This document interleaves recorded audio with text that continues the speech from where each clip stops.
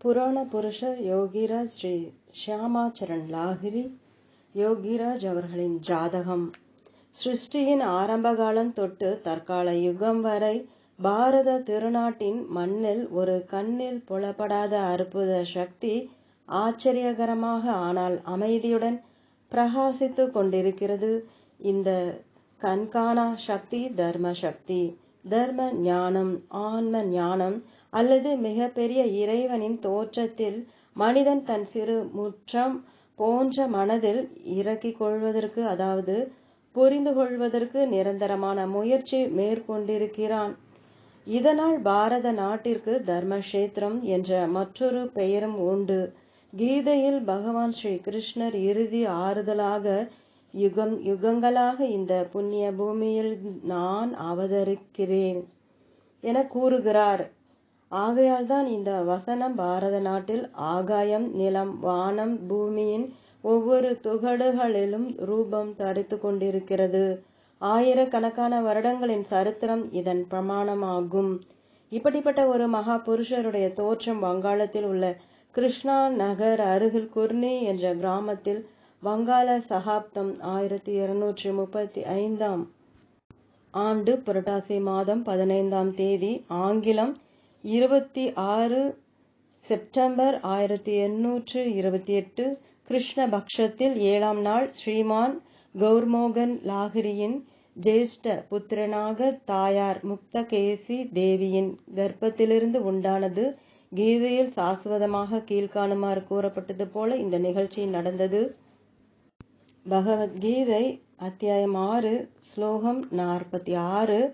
தவஸ்விப் யோதிகோ யோகி நானிப் யோபி மதோதிகஹ கர்மிப் யஸ் சாதிகோ யோகி தஸ்மாத் யோகி பவார்ஜுன. அதாவது, தவசிகளை விட யோகி மேலானவன் அல்லது கல்வி ஞானமுடையவர்களுடைய விட அவன் மேலானவனாக கருதப்படுகிறான். கர்மிகளை விட அவன் சிறந்தவன். ஆகையால் அர்ஜுனா, நீ யோகி ஆவாயாக. யோக சாதனையின் இந்த மந்திரம் மூலம்தான் ஷியாமாச்சரண் தீட்சை பெற்றார். சாதனையின் இந்த மேடையில்தான் அவருடைய எல்லா ஜீவன், தேகம், மனம், பிராணன் முதலியவைகள் முடிவடைந்தன.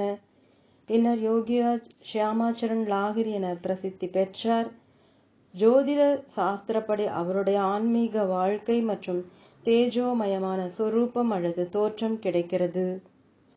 இந்த அற்புதமான மகாபுருஷருடைய ராசி சக்கரத்தின்படி ஜோதிட சாஸ்திரம் பிரகாரம் அல்லது ஜோதிட வியாக்கியான பிரகாரம் அஸ்ட்ராலஜிக்கல் இன்டர்பிரிட்டேஷன் பலன் கூறுவது என்னுடைய காரியம் அல்ல, அவருடைய கிருபையால் தான். என்னால் முடிந்தவரை ஆராய்ந்து அறிந்து ஒருவித தைரியத்துடன் நம்பிக்கையின் அடிப்படையில் எழுதியிருக்கிறேன். ஜாதகர் ஸ்ரீ லாஹிரி மகாஷயரின் லக்னம் துலாம் லிப்ரா, ராசி மிதுனம் ஜெமினி, நட்சத்திரம் மிருகசீரிஷம். மிருகசீரிஷ நட்சத்திரத்தில் பிறந்தவரின் இயல்பான குணம் ஆராய்ச்சி செய்தல், புதிதாக கண்டுபிடித்தல் முதலியன. அதாவது இம்மாதிரியான ஜாதகர் எதையாவது தேடுவார், ஆராய்வார், விரும்புவார். ஆனால் எதை ஆராய்கிறார் என்பது தெரியாது. மிதுனத்தின் ஆனந்தம் அதனுடைய சிருஷ்டியின் குளிர்ச்சி மற்றும் பிரகாசம் அதனுடைய அறநெறிகளுக்குள்ளே இருக்கிறது. ஒரு பாவம், ஒரு அப்டிராக்ட் ஐடியா, ஒரு குறிப்பிட்ட பாவனை அல்லது நல்லெண்ணம், அது மிக மிக திடமாக வெளிப்படுத்துவதற்கு விரும்புவார்.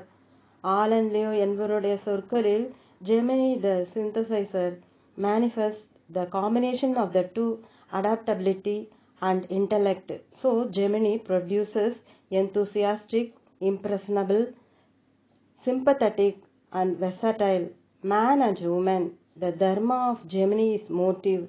அதாவது மிதுனம் இரட்டை விண்மீன்கள் இணைக்கும் ராசியான மற்றவைகளுடன் பொருந்தும் குணம், புத்தி, அறிவு, கூர்மையும் இணைந்த குணத்தை கலந்து தெளிவாக காட்டும் தன்மை வாய்ந்தது. எனவே மிதுனம் ஊக்கம் உள்ள, ஆர்வம் கொண்ட, நன்றாக முத்திரை பதிக்கக்கூடிய, தயவு தாட்சண்யம் கொண்டவர்களாகவும் அநேக துறைகளில் திறமைசாலிகளான ஆண்களாகவும் பெண்களாகவும் இருப்பார்கள். மிதுனத்தின் தர்மம், அதாவது குணாதிசயம், உட்கருத்து உடையது. ஒருமுறை அவர் நாலா பக்கங்களிலும் பரவி கொண்டே இருப்பார். மேலும் தனக்குள்ளேயே ஒடுங்கி திரும்பி வந்துவிடும். புருஷருடைய இயல்பான குணாதிசயம் சக்தியும் பெண்களின் தன்மையான தங்களுடைய அடிப்படை சக்தியை ஒன்றாக நிரந்தரமாக வெளிப்படுத்தும் தன்மை கொண்டது. இந்த ராசிக்காரர்கள் தங்களின் அக்கம் பக்கத்தில் நிகழும் சிறு சிறு விஷயங்களை கூட மிகவும் ஜாக்கிரதையாக எச்சரிக்கையாக கையாளுவார்கள். இவர்கள் எப்பொழுதும் விழிப்பு, சிந்தனா சக்தி, அனுபவ திறமை, ஞாபக சக்தி, தியானம், தாரணை, மேலும் மிக உயர்ந்த மனோசக்திக்கு இந்த ராசிக்காரர்கள் ஒரு எடுத்துக்காட்டு. லக்னம் துலாம். துலா லக்னத்தின் கதி அல்லது வேகம் வாயுவை ஞாபகப்படுத்தும். அது காலத்தின் நொடி துகளுக்கும் நுழையக்கூடிய தன்மையுடையது. ஆனால் அதற்குள் குளிர்ந்த தன்மை, வசீகர குணம், மென்மை மற்றும் யுக்தி அல்லது தர்க்கவாதம், ஆராய்தல், பகுத்தறிவு கோட்பாடு முதலியவைகளுடையது. எப்பொழுதும் ஆராய்ச்சி அல்லது பரிசோதனையில் ஆரம்பிப்பார்கள்.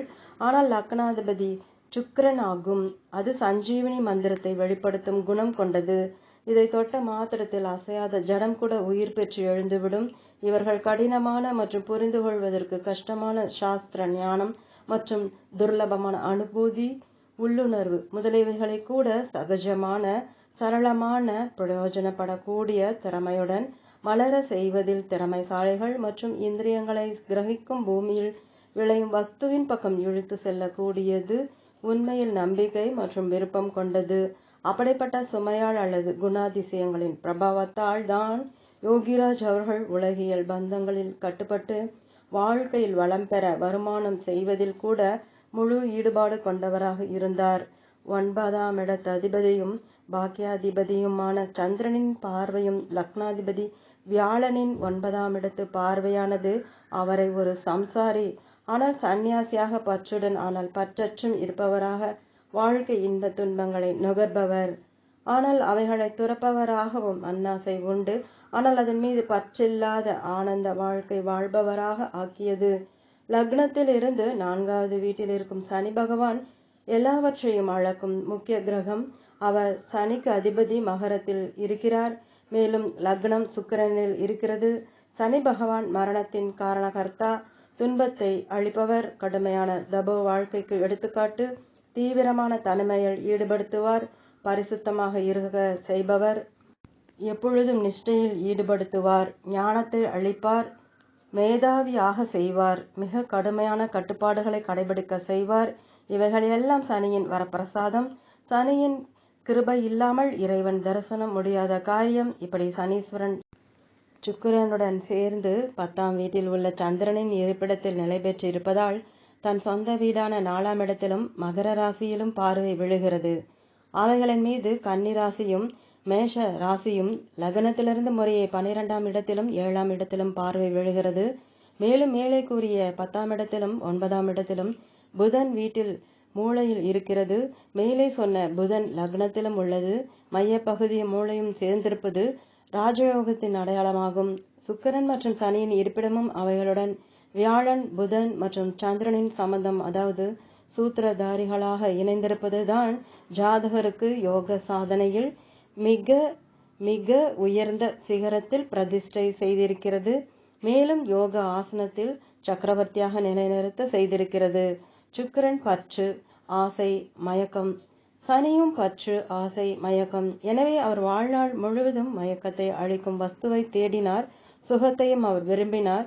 சொரூபம், வாசனை, ஸ்பர்சம் முதலவைகளுக்கு அப்பால் ஒரு எந்த அமரத்துவ உலகம் உள்ளதோ அங்கே அந்த ஆனந்த உலகில் பக்தனாக பகவானின் நிரந்தர முக்தி அல்லது சாயுஜ்யம் கிடைக்கிறதோ அந்த சச்சித் ஆனந்த வெள்ளத்தை அளிக்கும் திவ்ய உலகில் சியாமாச்சரன் நிரந்தரமாக நீந்தி கொண்டே சஞ்சரித்து கொண்டே இருப்பார். ஓம் முற்றும்.